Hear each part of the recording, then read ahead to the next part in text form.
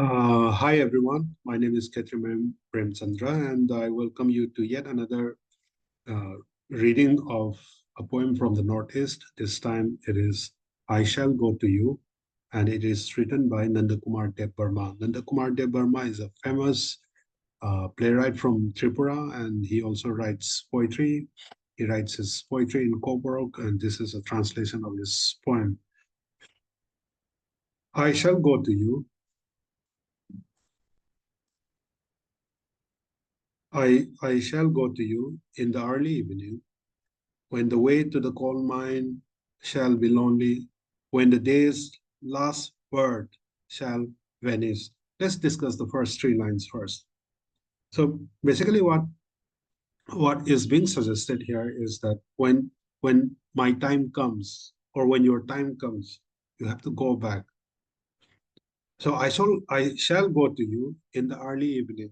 And the poet has taken, marked his own time. In the early evening, I will go back. The early evening, or rather the term evening, suggests uh, the end of life, or when you approach towards the last days of your life. And when the way to the coal mine shall be lonely, when the day's work is over and when everyone has left the coal mine, that's the time when he would be going.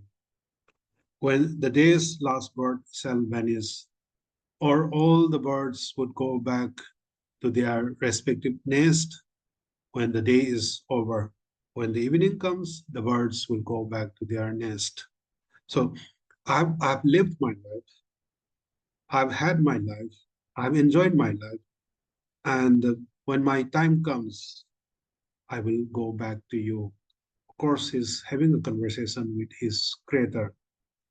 And in the last two lines of this first stanza, he says, from the land of poetry, I shall go to you. So he creates this emotional drama by saying that his world is the world of poetry. The land where he lives is the land of poetry. So from this land of poetry, land of beautiful words, land of wonderful words, uh, he will go back to you, meaning to God. The still tongue shall celebrate like the moon. All bodily beauty, along with grains of sweat, shall go down too. Now, here, the suggestion here is that the physical beauty will vanish, the physical beauty will perish someday. You will not have the skin, the beautiful skin that you have for the rest of your life. There will be, decay, there will be wear and tear. So so many things would be happening to you and to your skin and to your beauty. You will not be able to maintain your beauty for a long time. How it will go down? It will go down along with the grains of sweat. By grains of sweat, the point means all the toil, all the work that you have done. You will be working all through your life. You will be working really, really hard. But someday there will be a day when you won't be able to do anything. You won't be able to move. You won't be able to, work. You won't be able even to, speak. Now, the the problem lies in the first line.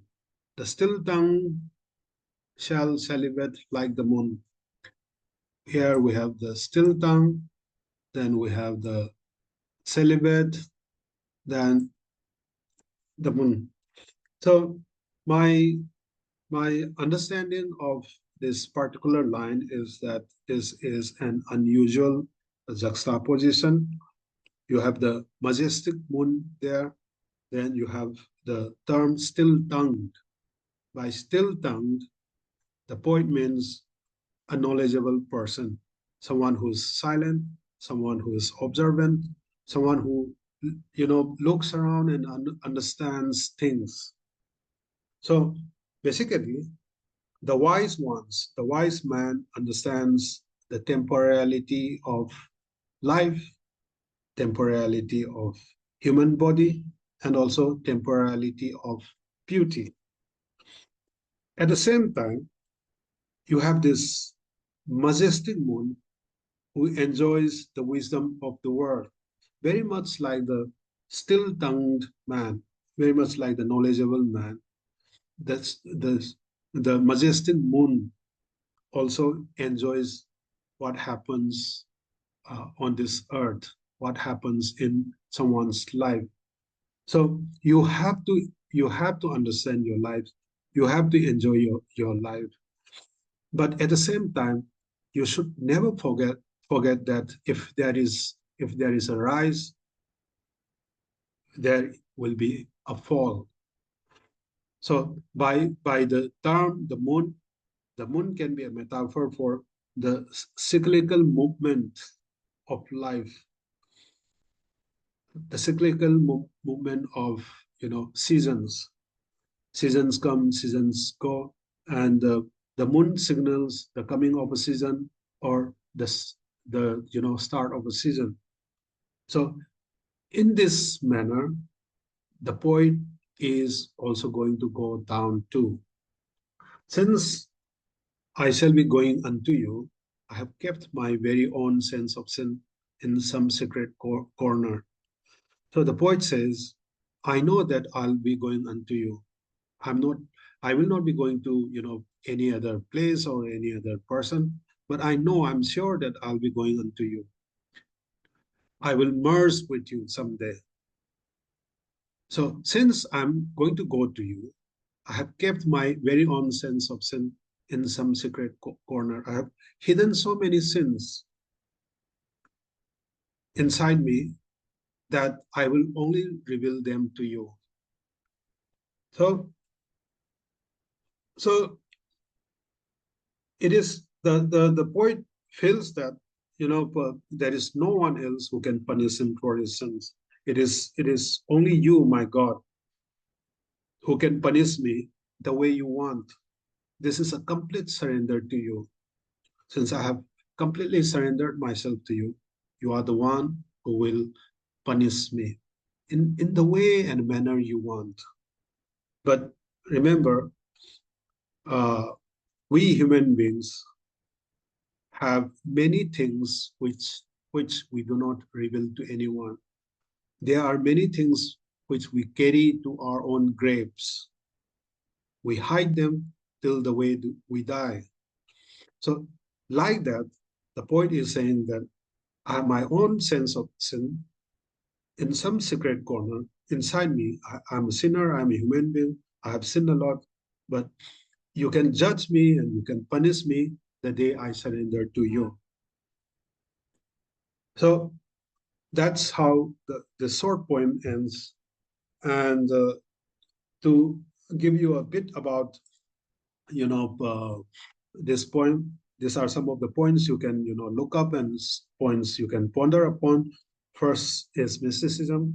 The second one is poet's inner and outer journey, his what he has inside him and what he sees, in the outside world, and also place of God in him and other human lives, and also the dichotomy of right and wrong. To cut it short, what I feel is that this this this poem is romantic in nature, romantic in tone, romantic in expression. There is a sense of complete surrender. There is this sense of a journey carried out by the poet. And also, there is a mystical element to this poem. The poet is having a one on one conversation with his creator, with his God. He also wants to have a spiritual union with God, or you may call God a divine force. At the same time, the poet is convinced that a union with God is quite possible, provided he surrenders himself to God. he feels that, this absorption into God can only happen when he surrenders himself to God completely. Both his body and mind and soul, whatever he has, there is no hiding in him. He's going to, reveal everything to God. And since he's going to surrender himself to God, he knows that he would be getting some sort of a punishment, and he's ready for any sort of punishment. Uh, Ultimately, what I feel about this, poem is that as a human being, as a sinner, we all will get our own punishments, but we should be prepared.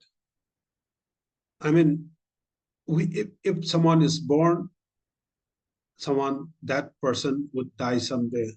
If there is a beginning, there is an end. But what is important is the understanding of that end and the process of living a life. That's how the poem ends, and that's what the poet is trying to say. Uh, you may consider it as a reading of this poem from the mystical perspective, or from the perspective of mysticism. You may read it from another perspective. It's up to you. Uh, but whatever you feel, you may like write in the comments and say, "Oh, sir, this is a wrong interpretation of the poem." You feel free to say anything in the comments. Thank you very much.